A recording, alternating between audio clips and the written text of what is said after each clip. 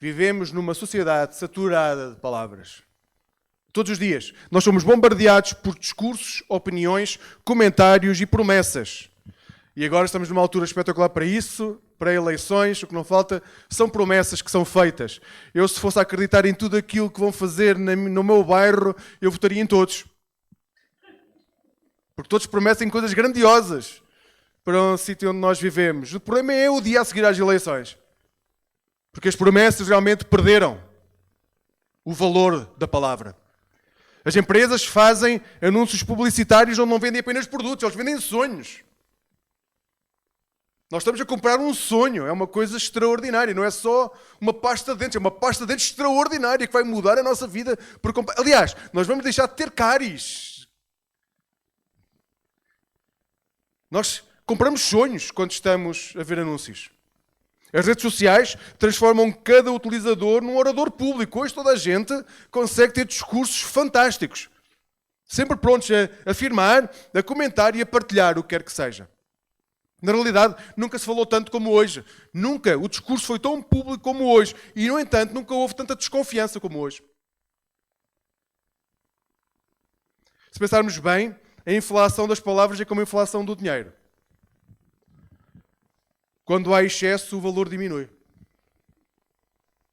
E acontece isso com as palavras. Quando há excesso, o valor das palavras diminui. Antigamente, um aperto de mão se leva a um acordo. Hoje precisamos do aperto de mão, precisamos de contratos com páginas e páginas de letras pequeninas, precisamos de assinaturas reconhecidas, testemunhas e advogados. Porque o valor da palavra e do aperto de mão desapareceu. Hoje em dia sentimos que precisamos de senhas, de contrassenhas, de passwords, de códigos de acesso, porque já não confiamos na palavra de ninguém. Nós já não confiamos nas pessoas. Vivemos dentro de um sistema em que o princípio é nós estarmos atentos, porque a pessoa que está à nossa frente tem muita probabilidade de estar a mentir.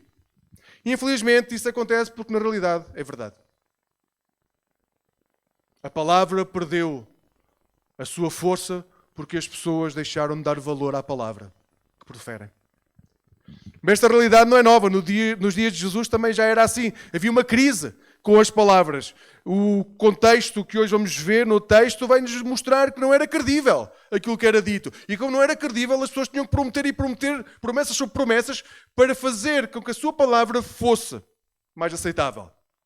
E então, no Sermão do Monte, Jesus faz uma afirmação desconcertante num mundo onde as palavras perderam o seu valor. O texto diz-nos, Mateus 5,37, digam simplesmente sim ou não. Coisa extraordinária. Tão simples. Digam só sim ou não. E a nossa mente já deve estar a pensar, a matutar, mas só isso? Não há nenhuma já à frente? Não há consequências? Não há nada à frente disso? O ensino de Jesus é tão radical que parece quase ingênuo. Parece quase uma coisa para crianças. Como assim basta dizer sim ou dizer não? Como pode uma palavra carregar tanto peso e ser válida por isso? Então e os contratos? E as assinaturas? E os advogados? E os vídeos a gravar? Esta semana fui trocar a guitarra. E a pessoa a quem eu fui comprar dizia-me, não, nós vamos encontrar-nos num espaço público onde há câmaras para estarmos a filmar, para que tudo aquilo que está a ser feito possa ser comprovado. Já ninguém acredita na palavra de ninguém.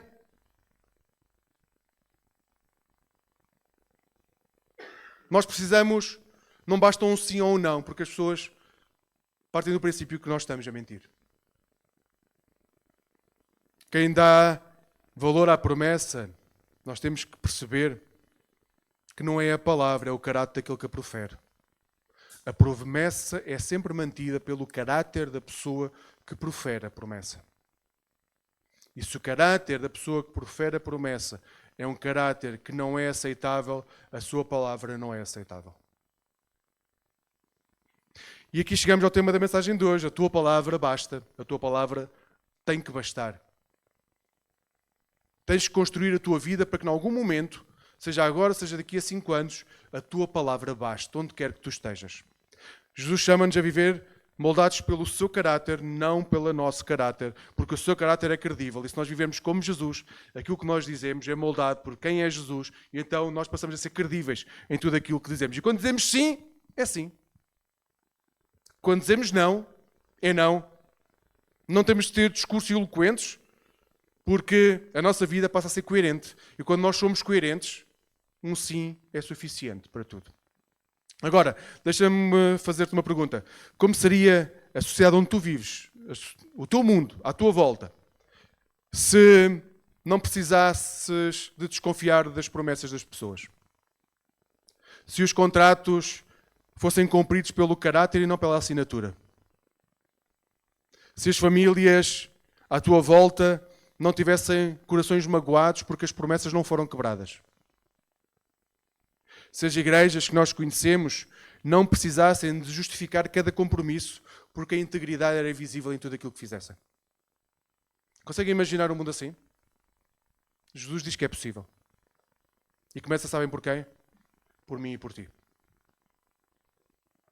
Se nós mudarmos o nosso caráter para ser parecido com o caráter de Jesus, esta sociedade pode existir através dos discípulos de Jesus. Foi isso que fez com que, depois da ascensão de Jesus aos céus, o Evangelho se espalhasse de forma que nós não temos sequer capacidade de ter exponencial no Império. Porque o caráter daqueles que viviam segundo Cristo era coerente. Não se trata apenas de reconhecermos que falhamos. Nós falhamos, as nossas promessas são quebradas. O foco não está apenas o quão longe nós estamos daquilo que queremos alcançar. O foco está em sermos moldados pela estatura de Cristo. Nós queremos ser moldados pela estatura de Cristo. Digo muitas vezes, a nossa meta não é sermos todos tabelados por baixo, temos de sermos tabelados pela estatura de Cristo.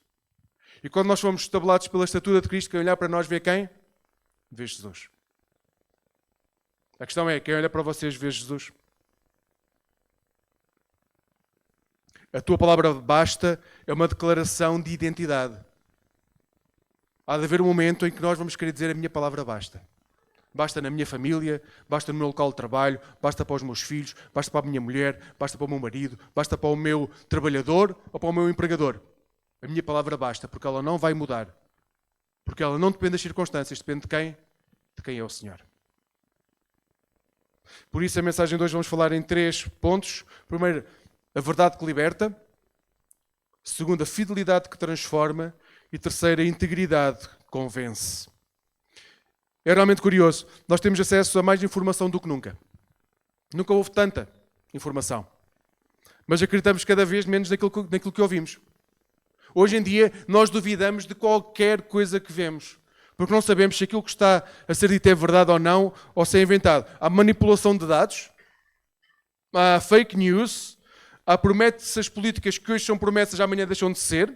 E esta desconfiança gera no dia-a-dia um sentimento de desconfiança total. Quantas vezes é que isso já não passou para a nossa vida? Quantas vezes nós já não ouvimos dizer, podes confiar em mim? Só esta frase assusta. Porquê é que eu havia desconfiado da pessoa? Quantas vezes nós já não ouvimos alguém dizer que eu estou a dizer a verdade? Mas porquê é que havia de estar a dizer mentira? Nós vivemos num mundo onde temos que reafirmar cada vez mais coisas que deviam ser óbvias e não devia ser preciso dizer. Isto mostra o quanto a verdade está em crise. Nos dias de Jesus o cenário era parecido. O povo estava habituado a promessas vazias. Os líderes religiosos multiplicavam os juramentos. E vejam, havia o juramento pelo templo. Mas o juramento pelo ouro do templo era mais importante. Havia o juramento pelos céus, havia o juramento pela terra, havia o juramento por Jerusalém, havia o juramento pelos fios, pelos cabelos da própria cabeça. E quanto mais se multiplicasse os juramentos, mais credível parecia ser a palavra daquilo que a proferia. Não bastava a palavra. Tinha que haver juramento a acompanhar a palavra. E é neste contexto que Jesus vem dizer, não façam juramentos de espécie alguma. Podem deixar a Bíblia abertas em Mateus 5, 30, a partir do versículo 33. Não façam juramentos de espécie alguma. Digam simplesmente sim ou não. O que Jesus está a dizer é que tem que se atacar a raiz do problema, que é a desconfiança. A incapacidade de uma pessoa ser verdadeira sem precisar de muletas. A verdade deve bastar. E agora, qual é o ponto de partida para a verdade bastar? O ponto de partida para a verdade bastar é o caráter de Deus. A Bíblia afirma de forma clara, Números 23, 19, Deus não é homem que possa mentir. Nós achamos que Deus, porque tomou forma em Jesus Cristo, é homem só. Então tudo aquilo que Ele é pode ser comparado com aquilo que nós somos. E Números diz claramente, Deus não é um homem para que possa mentir. Ele não muda de intenções como fazem os seres humanos. Deus é o mesmo ontem, hoje e para sempre. Ele não vai mudar de opinião. Ele é sempre o mesmo. Ele não mente. Na narrativa bíblica nós vemos este padrão repetido constantemente. Deus promete, Deus cumpre. Pode demorar. Nós podemos achar que já passou, mas Deus cumpre sempre as suas promessas e não falha. Por exemplo, quando Deus disse a Abraão que teria um filho com Sara, ambos já estavam em idade avançada. Bem, humanamente era impossível. Sara também, para além de estar em idade avançada, era estéril. Sara até riu, Gênesis 18, 12. Mas depois, em Gênesis 21, 1 e 2, nós lemos, o Senhor fez conforme tinha prometido. Aquilo que parecia impossível manteve-se, porque a palavra de Deus mantém-se sempre, mesmo quando parece que é impossível para o ser humano. O texto diz, o Senhor fez conforme tinha prometido. Sara, ainda que fosse já uma mulher idosa, e o texto reforça isto, reforça que parecia impossível, ficou grávida e deu à luz um filho a Abraão na altura que Deus lhe tinha indicado. Deus cumpre as suas promessas. Porquê? O cumprimento não depende da força de Abraão ou da fertilidade de Sara. O cumprimento depende de quê? Do caráter de Deus. Quando Deus diz, Deus faz. Séculos mais tarde, o mesmo acontece com a libertação do Egito. Nós temos uma promessa feita em Gênesis 15, 13 e 14, onde Deus tinha dito a Abraão, e vou ler o texto, ficas a saber com toda a certeza que os teus descendentes virão a ser oprimidos e explorados como escravos numa terra estrangeira durante 400 anos. Mas eu castigarei a nação que os vai escravizar e eles acabarão por sair livres, trazendo consigo muita riqueza. Nós temos esta promessa feita a Abraão, depois veio Isaac, Jacó, os filhos de Jacó, e depois 400 anos de escravidão, e já ninguém se lembrava disto. Já parecia ser uma coisa permanente. Mas depois vemos, em Êxodo 12, o que é que vai acontecer. Israel vai sair do Egito, debaixo da promessa de Deus, e sai com todas as riquezas que Deus disse com que iriam sair. Porquê? Não depende da força de um povo menor, de um povo escravo. Depende do caráter de Deus. A palavra cumpriu-se. Amigos, a verdade não é apenas um princípio ético. Nós não procuramos a verdade porque é simplesmente um princípio ético. É porque ela reflete o caráter do próprio Deus. Deus é a verdade. O nosso Deus é digno de confiança. Quando Jesus aparece no cenário da história, Ele não vem apenas para falar a verdade, Ele é a verdade. Diz João 14,6, eu sou o caminho, a verdade e a vida. E nós dizemos isto como uma lenga-lenga e esquecemos o que é que significa o caminho, a verdade e a vida. Não é um caminho, uma verdade e uma vida. Ele é a única coisa que define estes três modos de existência. O caminho, Ele é o caminho, Ele é a verdade, Ele é a vida. E quando Jesus promete, quando Jesus diz, perdoados estão os teus pecados, o que é que isso significa? Que já foram perdoados. Não depende de quem nós somos, da nossa circunstância, depende de quê? Do caráter de Deus. Perdoados estão os teus pecados. Não depende de nós. Um exemplo impressionante está em Marcos 4, quando Jesus acalma a tempestade. Os discípulos estavam aterrados, a de achar que iam morrer. Eu provavelmente também acharia. Ondas gigantescas, entrar água para dentro do barco, Jesus está a dormir. Nesse momento, Jesus levantou-se, repreendeu o mar e disse, aquieta-te. O vento parou e o mar acalmou. Veja o padrão, não depende das circunstâncias, depende do caráter daquele que profere a palavra. Uma palavra foi suficiente para acalmar o mar. Não houve discurso longo, eloquente, ritual elaborado. Houve uma palavra, que era a palavra daquele que a sustém, do caráter daquele que a sustém, e cumpriu-se. Uma palavra bastou. É isto que Jesus quer formar em nós, vidas onde não haja distinção entre palavra e ação. A nossa palavra tem que ser suficiente para a ação que é consequente da palavra que dizemos. Por isso é que não devemos exagerar, não devemos criar artefactos enormes de coisas que nós não conseguimos fazer. A nossa palavra, seja onde for, deve ser suficiente. O nosso sim deve ser sim, o nosso não deve ser não. Porquê? Porque nós refletimos o caráter daquele que seguimos. E tudo começa aqui. Deus não mente, Jesus é a verdade e nós devemos refletir essa verdade. Então, se vimos que, na realidade, é a verdade que nos liberta para ter uma vida digna, Vamos olhar agora para aquilo que é verdadeiramente essencial e que é consequência, que é a fidelidade. É fácil dizer sim e não. Uma coisa é dizer sim e não.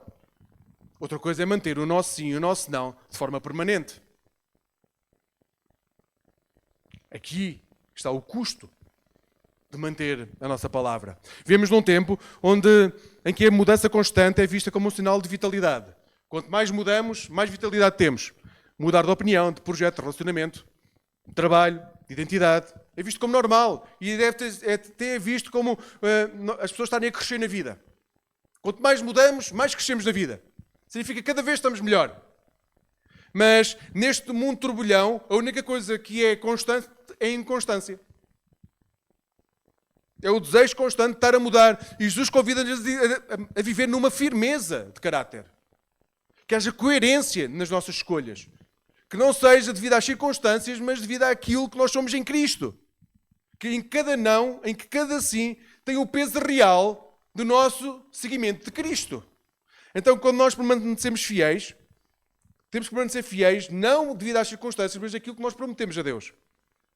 Daquilo que nós prometemos uns aos outros. Nós tornamos-nos instrumentos de esperança se formos confiáveis neste mundo. Um dos exemplos mais belos de fidelidade na Bíblia é o exemplo de Maria, a mãe de Jesus.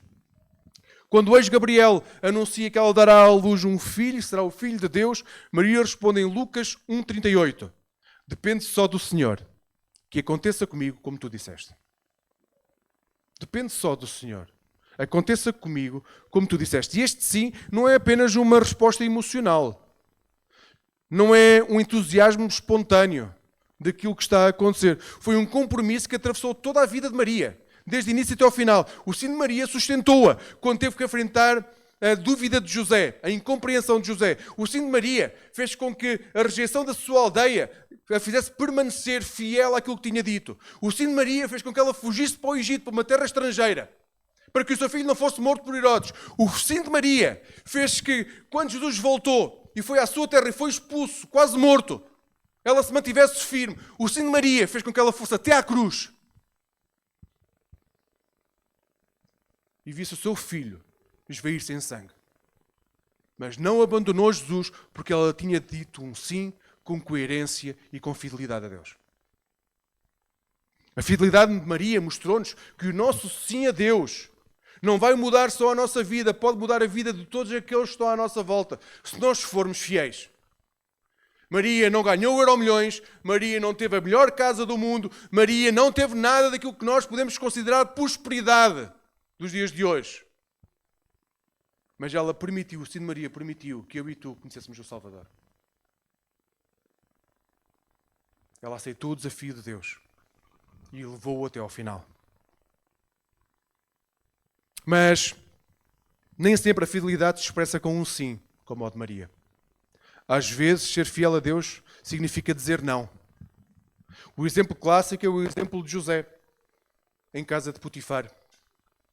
Em Gênesis 39, José, servo de Potifar, é tentado pela mulher do seu senhor. Repetidas vezes, ela tenta seduzi-lo. Mas José responde, Gênesis 39, 8 e 9. O meu patrão confiou-me tudo o que tem. Ele próprio não tem mais autoridade do que eu aqui na casa. Não me privou de coisa nenhuma a não ser de ti, porque és a sua mulher. Como é que eu ia fazer uma coisa assim tão grave? Seria um grande pecado contra Deus. O não de José saiu-lhe muito caro. Saber quem ele era e seguir o caráter de Deus saiu-lhe extremamente caro. Ele foi acusado injustamente por ter traído a confiança do seu amo, foi lançado na prisão, esquecido na prisão, e tem que fugir. As prisões daquela altura eram tudo menos locais aprazíveis. Foi esquecido durante anos. Mas o não preservou o seu caráter, e foi o seu caráter que lhe permitiu chegar à segunda pessoa mais importante do reino, porque ele não negou o caráter que Deus imprimiu nele. Nós às vezes queremos chegar a determinados patamares e esquecemos que para lá chegar temos que manter o caráter. Porque se negociamos o caráter, nunca lá chegamos. Nós ouvimos as promessas de Deus, aquilo que Deus quer de nós, onde quer que nós sejamos, mas no caminho negociamos o caráter. E quando negociamos o caráter, nunca lá chegamos. Porque não fomos capazes de dizer não. O não fiel pode ser doloroso no momento, mas é libertador no futuro. O não a uma oportunidade fácil, mas desonesta. O não a um relacionamento que não honra a Deus. Um não a uma tentação de manipular ou mentir. Estes nãos corroem a nossa integridade. E quando a nossa integridade é corroída, a nossa palavra deixa de ter valor. E quando a nossa palavra deixa de ter valor, ninguém quer estar ao pé de nós. Agora, entre o sim e o não, há o exemplo de Jesus. A fidelidade que encontramos no seu auge é Jesus. Ele é, como Paulo escreve em 2 Coríntios 1, 19 e 20, o grande sim de Deus, o sim absoluto. O texto diz: Timóteo, Silas e eu vos temos falado de Jesus Cristo, o Filho de Deus, que quando diz sim não quer dizer não. Pelo contrário, o seu sim é absoluto, pois é a verdade. Ele cumpre todas as suas promessas porque é fiel. E com isso damos glória ao seu nome. Toda a fidelidade de Deus encontra o seu cumprimento em Jesus, que é o sim absoluto, o sim perfeito, a verdade plena de Deus. Então, ao mesmo tempo que Jesus mostra a sua fidelidade a dizer não ao inimigo, não à tentação, no deserto, ao diabo, Jesus vai dizer não muitas vezes. Não, não, não. E nós temos 3 tentações, mas o texto diz que ele foi tentado de múltiplas maneiras, ou seja, não foram só 3, foram muitas mais, 3 aquelas que temos. E em todas elas, Jesus vai dizer, está escrito. O seu não depende dos seus sentimentos. Depende de quê? Do caráter de Deus. Está escrito. A minha palavra depende de quê? Do caráter de Deus. Está escrito. Então temos que conhecer a Bíblia para poder dizer está escrito. Eu mantenho-me fiel à palavra, não porque quero, não porque sou muito bom, não porque sou extraordinário, mas porque está escrito. O maior ato de fidelidade da história foi no Getsemane. Diante daquilo que o esperava, Jesus orou. Meu Pai, se é possível, que este cálice seja afastado de mim. Todavia, seja feita a tua vontade, mas não a minha. Este sim transformou o mundo inteiro. Este sim a Deus. Jesus não queria, ele deixa muito claro, se for possível. Afasta de mim, mas seja feita a tua vontade. Agora imagina o impacto de uma igreja assim, onde pessoas sabem que podem confiar no sim uns dos outros. Quando nós dizemos sim é sim. Quando dizemos que não é não. Imagina onde as promessas e a oração são realmente cumpridas. Onde compromissos de serviço não são abandonados ao primeiro obstáculo. Onde quando nos comprometemos com algo vamos até ao fim. Por muito que custe. Porque não depende das circunstâncias. Depende de quem? Do caráter de Deus em nós. A fidelidade transforma porque reflete o caráter de Deus no mundo. Agora chegamos à parte que é a consequência inevitável, que é a questão prática. Quando nós refletimos o caráter de Deus, a nossa integridade vai levar os outros a aproximarem-se de Jesus. É um testemunho de fé. Vivemos num mundo saturado de discursos, já dissemos, tudo à nossa volta tem opiniões. Todos têm opiniões. Isto aqui é uma cultura de achismos. Todas as pessoas acham alguma coisa. Mesmo quando não há opinião, quando não sabem, se o assunto é lançado para a mesa, toda a gente acha que tem que dizer alguma coisa sobre o assunto. Mas a longo prazo, a integridade começa a corroer-se. Como diz o dito, qualquer pessoa calada é um poeta. O problema muitas vezes é quando abrimos a boca e abrimos repetidamente com achismos e não porque demonstramos caráter firmado em Jesus. Ser íntegro é ser inteiro, é não ser dividido. E quando o que dizemos corresponde ao que fazemos, as pessoas olham para nós e confiam naquilo, nem quem nós somos. E esta coerência começa a dar peso às nossas palavras. Jesus chama os seus discípulos a viver com inteireza. Ele sabia que o mundo seria transformado por palavras, mas por palavras verdadeiras, inteiras. O exemplo claro é Atos 3. Pedro e João sobem ao templo às 3 da tarde e encontram um homem coxo de nascença. Todos os dias estava sentado à porta do templo a pedir esmolas. Quando o homem lhes pediu ajuda, Pedro respondeu, Atos 3, 6, não tenho prata nem ouro para te dar, mas aquilo que tenho te dou. Em nome de Jesus Cristo de Nazaré, levanta-te e anda. Não houve espetáculo, Não houve palavras elaboradas, não houve promessas de riquezas, foi uma palavra simples, carregada de integridade. Pedro não prometeu aquilo que não tinha, Pedro prometeu a única coisa que possuía, que era Jesus Cristo. E o corpo levantou-se e andou. A palavra é dita e é recebida com inteireza, porque aquilo que é dito é feito. A palavra bastou. A integridade convenceu. E quando convence, dispensa qualquer adorno. Não temos que ter discursos muito elaborados para que o nosso sim seja simplesmente sim. A palavra de Pedro foi suficiente porque vinha de um coração colado ao coração de Jesus. Agora, em contraste com isto, nós temos Atos 5. A história de Ananias e Safira.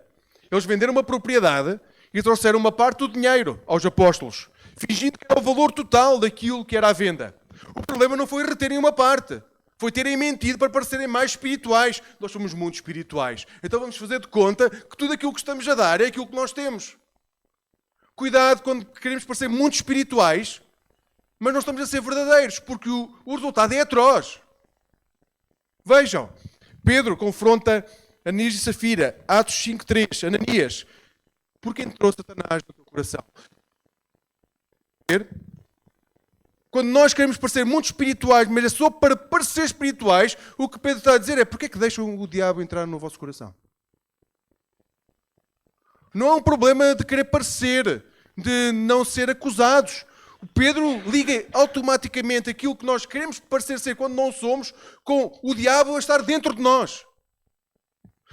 Porque entrou Satanás no teu coração? Quando disseste que este era o preço total, estavas a mentir ao Espírito Santo. Quando nós queremos parecer o que não somos, nós estamos a mentir uns aos outros. Nós estamos a mentir a Deus. O resultado foi trágico. Tanto Ananias como Safira morrer. Sim, a integridade ausente revela-se mortal. E nós temos que perceber que palavras vazias que não convencem, que não mostrem aquilo que nós somos, são mortais. Para nós e para aqueles que estão à nossa volta. É um episódio muito duro da Ananias e Safira. Quando tentamos aparentar mais do que somos, quando usamos palavras para construir uma falsa imagem, acabamos a enganar-nos a nós mesmos, àqueles que nos rodeiam, estamos a mentir ao Espírito Santo e vamos acabar sozinhos. O maior exemplo, mais uma vez, é Jesus.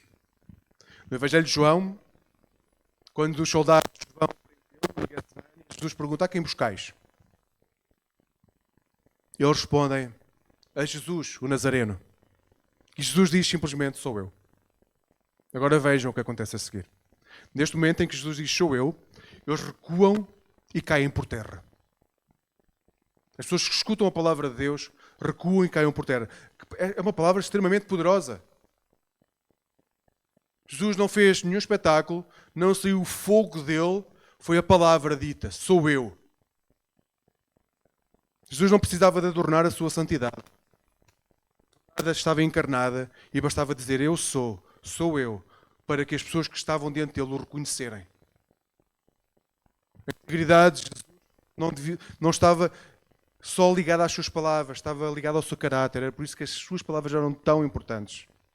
E quando ele ensinava às multidões, as pessoas diziam: ele ensina como quem tem autoridade, não como os escribas.